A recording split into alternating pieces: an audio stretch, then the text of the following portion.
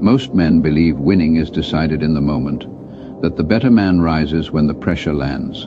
That talent and nerve separate the victor from the defeated in real time, in front of everyone watching. That belief is a comfort, and it is wrong. It is the story men tell themselves so they do not have to do the invisible work that actual victory demands. Winning is not a moment. It is a mechanism, assembled long before either side takes the field, tested in private long before it is judged in public. Today, we take that mechanism apart.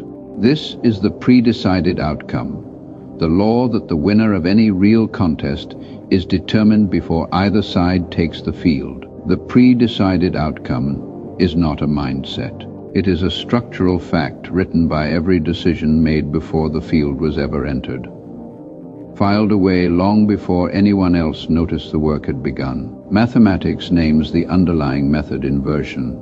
Instead of asking how to win, the strategist maps every way the position could fail. He removes each cause one by one. Only victory remains when the list runs out. This is slower than hoping. It is also the only version of confidence that survives contact with an opponent who is actually prepared. Most men plan to win. Planning to win is hoping with a calendar attached to it. The correct method is different. Before any high-stakes move, write down every way it collapses. Then eliminate each cause in advance, one line at a time, until the list is empty. Not one item left unaddressed. Not one failure mode left to chance. The average man walks into contests hoping the outcome favors him. The strategist walks in already knowing it does, because he spent the hours no one saw removing every version where it did not. Inversion does not guarantee the outcome. It makes every other outcome structurally harder to reach than the one he prepared for. And in a contest between a man who hopes and a man who has closed every exit, hope does not last long. But knowing the outcome is worthless without the labor that built it, which brings us to the second law. This is preparation as dominance, the principle that the man who prepares in silence controls the man who reacts in public. Preparation as dominance is not about working harder than the other man in ways he can see. It is about building capacity in the hours he cannot observe, so that what he encounters in public is the finished product of work he was never invited to witness.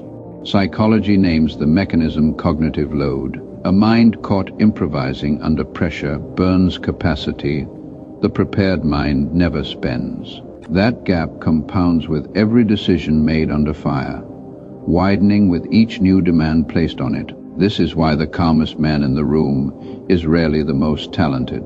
He is simply the one with the least left to figure out. His mind is running on a track already laid. Everyone else is building the track while trying to run on it simultaneously. The prepared man has one task.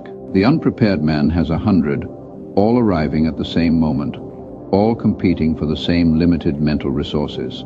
The mechanism: identify the one scenario you are least ready for, and rehearse it deliberately this week, alone, before it finds you uninvited and unrehearsed. Not the scenario you find interesting, not the one you feel ready to handle, the one that makes you want to change the subject. That avoidance is the signal pointing directly at your weakest position. The mind avoids what it fears, and what it fears is exactly what will arrive when the stakes are real. Go there first, in private, before the contest forces you there in public. The average man trains for the fight he wants.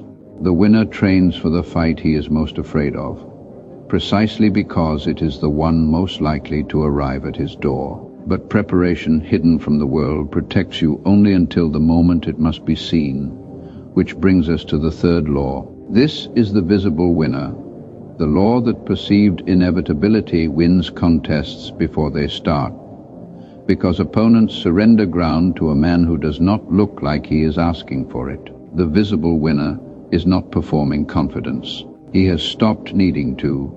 Biology grounds this in the winner effect. Repeated displays of calm, controlled dominance raise testosterone and lower an opponent's willingness to escalate. That feedback loop begins before contact is ever made. It often decides the contest before it starts. The body announces the outcome, before the mind confirms it in words. Opponents read that signal faster than they read anything spoken aloud. A man who is prepared and knows it carries a specific quality the unprepared man cannot imitate, because imitation requires effort, and effort shows. The man who is certain does not perform certainty. He simply moves, and the room adjusts around him. The mechanism: enter every room already having decided the outcome, and let your body carry that decision. Unhurried movement. No explanation offered, no permission requested from anyone present in the room. Notice the men who feel the need to announce their readiness before the contest begins. They are the ones who have not yet decided it. Announcement is a request for confirmation. The man who has already decided requires no confirmation from anyone present. The average man tries to look confident. The predator has already stopped performing it, because performance and certainty cannot occupy the same body at the same time. But visibility without ground beneath it is just theater. Which brings us to the fourth law. This is position over power, the principle that where you stand determines what you need, and the man who chooses position correctly can win with less force than the man who has more of it to spend. Position over power runs against the instinct of every man who has ever solved a problem by working harder. Working harder from a bad position produces a better executed loss. Philosophy calls the root of this Aristotle's doctrine of the mean, applied to conflict. Raw strength misapplied is as fatal as weakness, and the disciplined man seeks not more power, but the correct application of the power he already holds. Most men solve a bad position by adding force. They push harder, speak louder, commit more resources to a ground that was already compromised before they arrived. The correct move is almost always to relocate, not to intensify. A man in the right position does not need to raise his voice. The position speaks first, and it speaks at a volume no raised voice can match. A man in the wrong position cannot raise it loud enough to matter, because leverage does not come from volume. It comes from ground.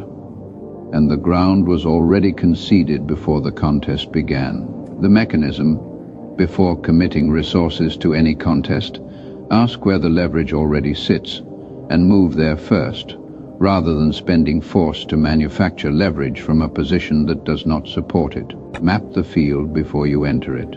Find the ground that requires the least force to hold, and the most force to take, and place yourself there before the contest starts. The average man overspends power to compensate for bad position. The emperor spends almost nothing, because his position already carries the weight for him before he lifts a hand. But even perfect position decays the moment a man stops defending it. Which brings us to the fifth law. This is the battle already won, the final law, the one the other four exist to produce.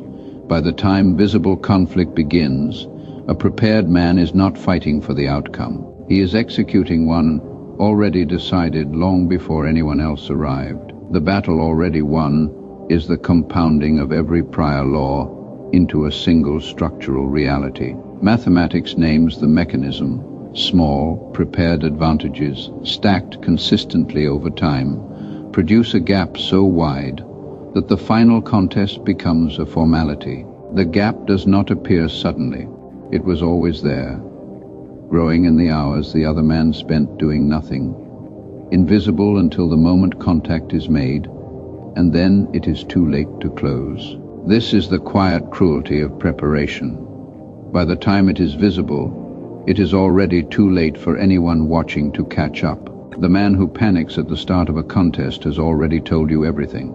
He came to find out if he would win. That question should have been answered weeks before he arrived, in private, before the field was chosen. The prepared man already knows the answer. His only task on the field is to let the clock run down on a conclusion already written. He does not fight harder in the moment. He does not improvise. He executes. The mechanism: stop measuring readiness by how you would perform today, and start measuring it by how wide the gap has grown since the last contest you deliberately prepared for. The gap is the real metric. Today's performance is a single data point. The gap is the trend, and the trend is what the opponent encounters when he finally arrives. The average man fights to find out if he will win. The strategist fights only to confirm what the preparation already told him weeks before the field was chosen. Drop the belief that contests are won in the moment they are seen. Define the outcome before you take the field, not during and never after. Adopt preparation as a private discipline. No one is invited to witness or interrupt. Build position before you ever need power to defend it from anyone. Start treating every visible advantage as the residue of invisible labor spent long before it mattered. Refuse to enter any contest whose outcome you have not already engineered in silence. Become the strategist.